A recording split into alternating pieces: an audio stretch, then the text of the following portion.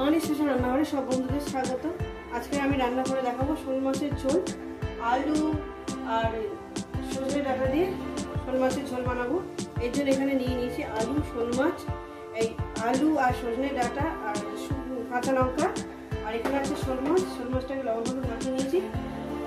এখানে আছে আপনার বড়ি আছে, হলুদের গুঁড়ো আর আদা ঘষে নিয়েছি, জিরে ধনের গুঁড়ো আর লঙ্কার গুঁড়ো আছে। বন্ধুরা এই আমার লেগেছে। রেসিপিটি শুরু করার আগে বলবো লাইক করবেন, শেয়ার করবেন। চ্যানেলটা আমাদের ভালো লেগে গেলে একটা সাবস্ক্রাইব করে দেবেন। ঠিক বাড়িতে যেভাবে খাই ঠিক আপনাদের সেভাবেই কিন্তু দেখাই। চলুন বন্ধুরা রেসিপিটি শুরু করা যাক। প্রথমেই আমি গ্যাস ধরাবো, মাছগুলো ভাজবো। গ্যাস ধরে দিয়েছি, কড়া আমি বসিয়ে দিয়েছি। কড়া আমার গরম হবে। কড়া আমার গরম হয়ে গেছে, দিয়ে দেবো তেল। পরিমাণ মতন তেলটা আমি দিয়ে দেবো। তেলটা আমার গরম হয়ে গেছে। প্রথমে আমি বড়িগুলো আগে ভেজে তুলে নেব। রেসিপিটা কিন্তু পুরোটাই দেখবেন কিন্তু বন্ধুরা। রেসিপিটা আপনাদের কেমন লাগছে অবশ্যই কিন্তু বলবেন। বড়িটা আমার ভাজা হয়ে গেছে। দেখুন কথা বলতে বলতে আমার বড়িটাও ভাজা হয়ে গেছে।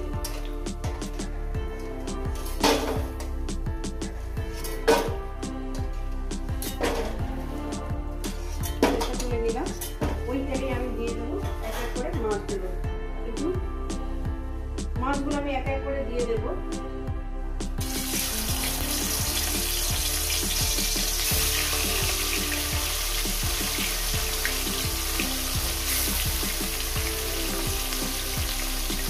প্রথমে আমি 4টে মাছ দিলাম, কিন্তু ঢাকনাটা দিলাম যদি ফাটে।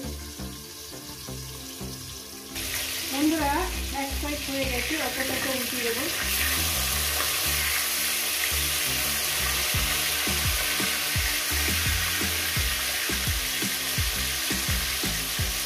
মাছ একেবারে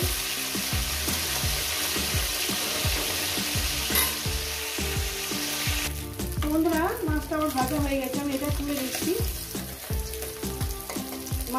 মাছগুলো একেবারে ভেজে নিয়ে ফিরছি, অনেক বড় ভিডিও হয়ে যাবে। মাছগুলো আমার ভাজা হয়ে গেছে, দিয়ে দেবো জিরে ফোড়ন।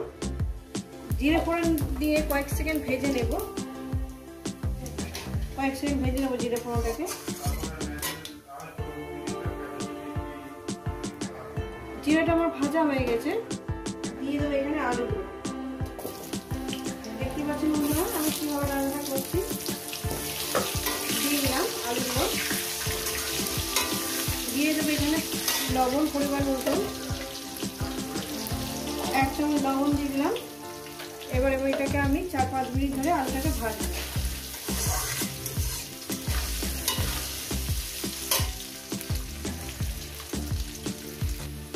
এরপর দিয়ে দেবো সজনে ডাঁটা।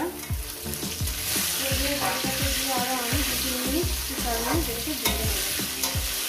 মশলাটাকে আমি মশলার সঙ্গে দিয়ে দিয়েছি এখানে কাঁচা লঙ্কা। দেখেন বন্ধুরা, কাঁচা লঙ্কা, টমেটো আর যা মশলা দেখিয়েছিলাম সেই মশলাটা আমি জলে দিয়ে নিয়েছি।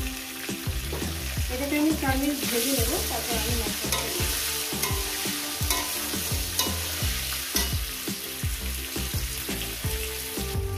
ভেজে নিয়েছি আমি।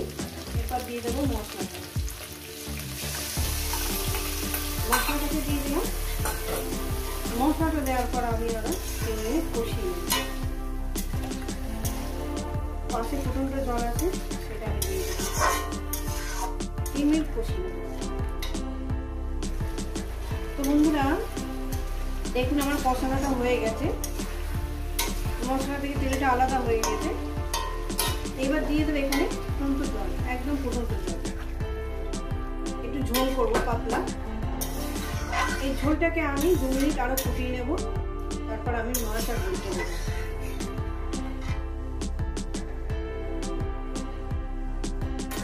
লবণ একটু লাগবে,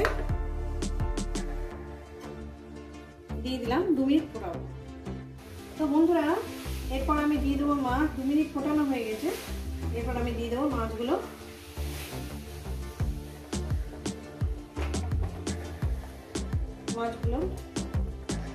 রেসিপিটা আপনাদের কেমন লাগছে অবশ্যই কিন্তু বলবেন।